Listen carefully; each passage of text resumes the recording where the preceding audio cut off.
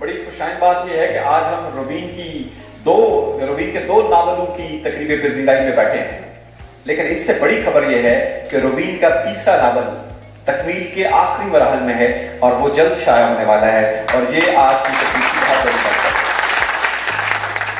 خاتون حضرات، بغیر کسی تعارف کے کسی شخص کو اس سے بڑا تعارف کیا دے سکتا ہوں کہ وہ میرا بھائی ہے۔ میں برادرم ڈاکٹر غلام علی سے ملتمس ہوں کہ وہ آئیں اور آپ سے مخاطب ہوں۔ یونیورسٹی گجرات کے سیلز کے سربراہ ہیں، وہ مرکز السنہ و علوم ترجمہ کے ہیڈ ہیں۔ ڈاکٹر غلام علی، آپ کی بھرپور تالیوں میں۔ میرا تعلق گوجرا سے ہے، جو ڈسٹرکٹ ٹوپا کا ایک تحصیل ہے۔ مجھے 10 سال گجرات میں آئے ہوئے ہو چکے ہیں، تو کڑیاں والا سے میرا کوئی تعلق نہیں تھا، لیکن اب جب بھی میں ادھر آتا ہوں تو اپنے گھر میں اور کڑیاں والا میں کسی قسم کا کوئی فرق میں محسوس نہیں کرتا۔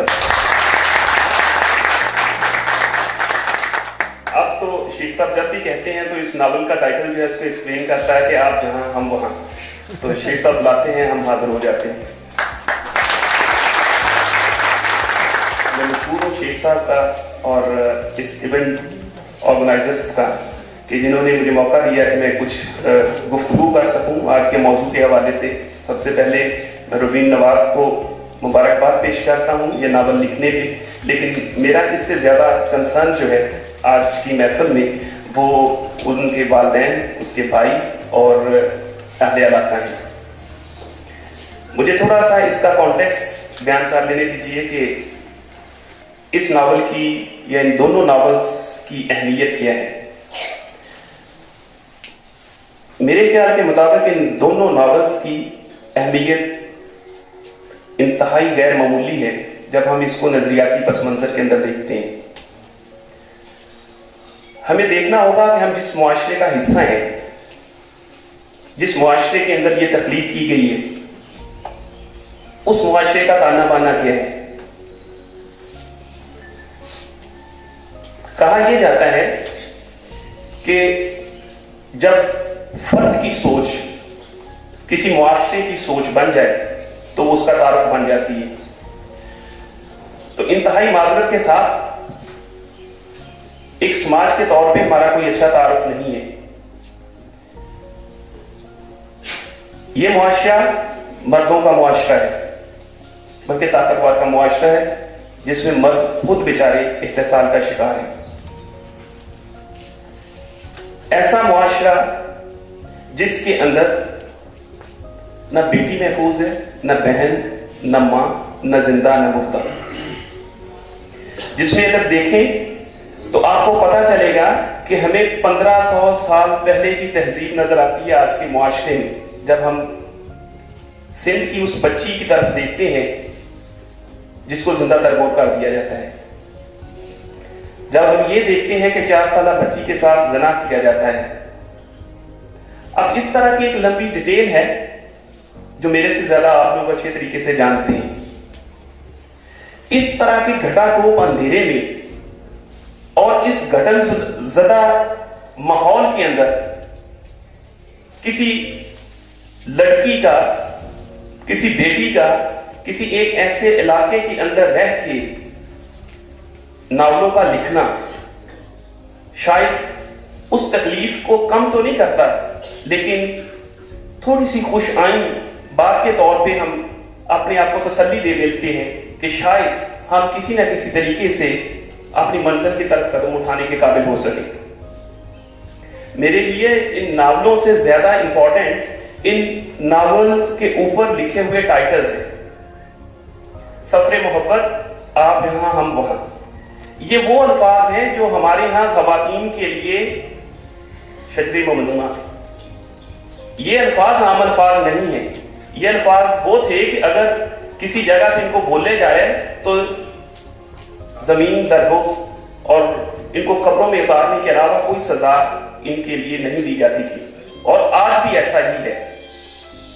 آج وہ ہاتھ جو اس کے اوپر ظلم و ستم کرنے کے لیے استعمال ہوتے تھے، آج وہی ہاتھ اس کی پذیرائی کے لیے ادھر ہے۔ تو اس سارے ماحول میں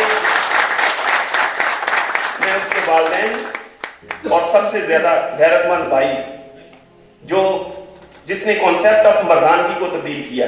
احساس کمتری کے مارے ہوئے مرد جو ہیں وہ سوائے عورتوں کے اوپر ظلم کر کے اپنی طاقت کو بڑھا کے اور اپنی چتراہٹ کو قائم کرنے کے لیے ہمیشہ عورت کے اوپر ہی ظلم کرتا ہے.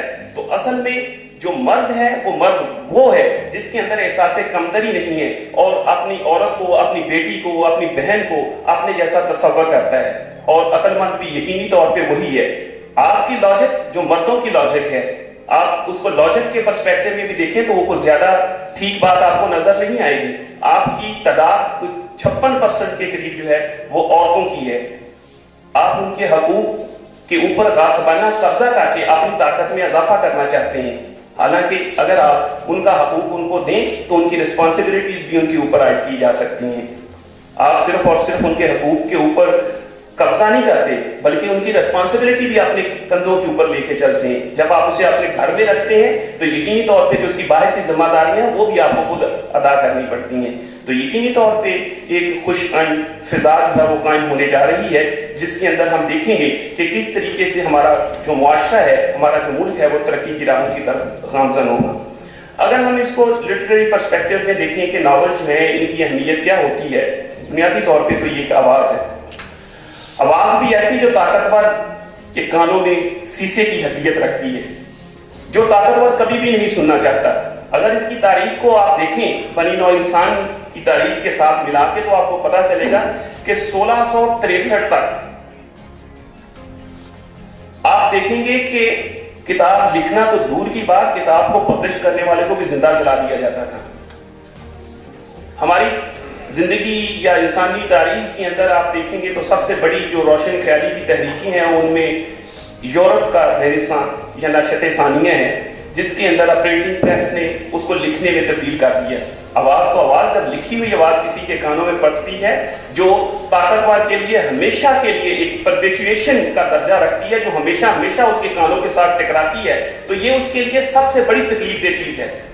جو طاقتور ہے چاہے وہ مرد کی شکل میں ہے یا مرد کے اوپر جو دوسرا مرد ہے اس کی شکل میں، تو یہ لکھی گئی جو تحریر ہے یہ یقینی طور پہ اس طاقتور سٹرکچر کے لیے اس قبر میں پڑی ہوئی اس بیٹی کی آواز ہے اور ان مردوں کے لیے ایک نشان عبرت ہے جن مردوں نے اپنی مردانگی کو اس لڑکی کو زندہ درگور کر کے کیا.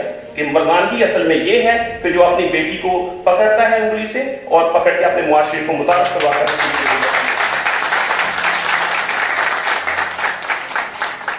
عورت کا لکھنا اور ہمارے معاشرے کے اندر عورت کا لکھنا یہ ایک بہت ہی بڑا نظریاتی قدم ہے. یہ ایسا نہیں ہے کہ یہ کتاب لکھی گئی ہے، اس کا نظریاتی پس منظر جو ہے یہ بہت ہی اسٹرانگ ہے. اور اس طرح کے دیہات کے اندر لکھنا اور ایسے لوگوں کا اس چیز کی پذیرائی کرنا یہ ایک ہسٹوریکل ایونٹ ہے، یہ ہسٹوریکل موو ہے جس کے لیے یقینی طور پہ آپ سارے لوگ جو مبارکباد کے حقدار ہیں اور یقینی طور پہ آپ بہت سارے لوگوں کے حساب سے فکری طور پہ بہت آگے ہیں. اس میں کسی قسم کی کوئی جسے کہنا چاہیے کہ لگائی بجھائی نہیں ہے، یہ یقینی طور پہ وہی ہے جو مجھے نظر آ رہا ہے. اب اس چیز کو ایک اور طریقے سے بھی ایکسپلین کیا جا سکتا ہے. جب ہم بات کرتے ہیں کہ عورت نے اپنی آواز کو پیدا کرنا ہے تو وائس اور چوائس یہ دو چیزیں یہ بڑا ایک فریکوینٹلی یوز فریز ہے کہ آپ کی جو آواز ہے یہ کیا کرتی ہے، یہ چوائس پیدا کرتی ہے. طاقت جو ہے یہ بنیادی طور پہ ڈیسیژن آف پاور ہے. یہ ہاتھ کی طاقت نہیں ہے، یہ بندوق کی طاقت نہیں ہے. سب سے خطرناک ترین جو طاقت کی شکل ہے وہ ڈیسیژن آف پاور ہے جس کے لیے سارے لڑتے اور مرتے ہیں کہ فیصلے کی طاقت کس کے پاس ہے. تو آپ اپنی عورتوں کو، اپنی بیٹیوں کو اپنے فیصلوں کا حصہ بنائیں، لیکن ان فیصلوں کا حصہ عورت اس وقت تک نہیں بن سکتی جب تک وہ اپنی آنکھ سے زندگی کے ایکسپیرینسز کو دیکھتی نہیں ہے، بیان نہیں کرتی، لکھتی نہیں ہے. جب مرد کسی عورت کے ایکسپیرینسز کو لکھے گا تو وہ اپنی مرضی سے ہی لکھے گا، وہ اپنی پوزیشن سے ہی لکھے گا. مجھے ایک ایگزامپل یاد آ رہی ہے، نائجیرین ناولسٹ بہت مشہور ایچے بھی کہتا ہے کہ اگر شیروں کی جنگل کے اندر شیروں کی ہسٹری لکھنے والے ان کے اپنے نہیں ہوں گے، میں اس کا ایک مفہوم بیان کر رہا ہوں کہ اگر جنگل میں شیروں کی ہسٹری یا تاریخ لکھنے والے ان کے اپنے نہیں ہوں گے تو پھر کیا ہوگا کہ شکار کی ہسٹری میں ہمیشہ شکاری ہی हीरो होगा। अगर औरत की तारीख कोई मर्द लिखेगा, औरत कभी हीरो नहीं हो सकती। अगर औरत ने हीरो होना है तो फिर उसे रुबीन नवाज होना है। अदरवाइज औरत उसी इंतकाल के शिकंजे में रहेगी जिससे वो पिछले 72 साल से है, उसको कोई दूसरा छुड़वाने के लिए नहीं आएगा। तो रुबीन नवाज ने जो कदम उठाया है, इसको चाहिए कि ये आगे की तरफ बढ़े, आगे की तरफ लेके जाए, ताकि इस तरह की और बहुत सारी औरतें जो हैं उनको भी इससे हौसला अफजाई हो।